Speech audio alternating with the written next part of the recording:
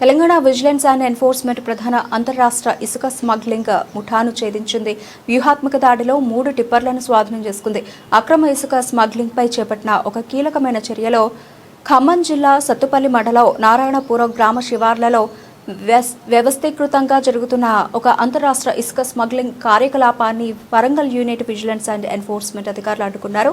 విశ్వసనీయ సమాచారం మేరకు అధికారులు ఆకస్మిక తనిఖీ నిర్వహించగా సుమారు 100 మెట్రిక్ టన్నుల ఇసుకతో నిండిన 3 టిప్పర్లను స్వాధీనం చేసుకున్నారు. విచారణలో ఈ డ్రైవర్లు ఖమ్మంలోని బేతుపల్లి గ్రామానికి చెందిన వారిని ప్రభుత్వ ఆదాయానికి నష్టం కలిగించి అక్రమ లాభాలు ఆర్జించేందుకు దొడ్డ శ్రీనివాసరావు, దొడ్డ ప్రవీణ్ అనే వ్యక్తులు ఈ అక్రమ ఇసుక స్మగ్లింగ్ కు కుట్ర పన్నారని వెల్లడైంది.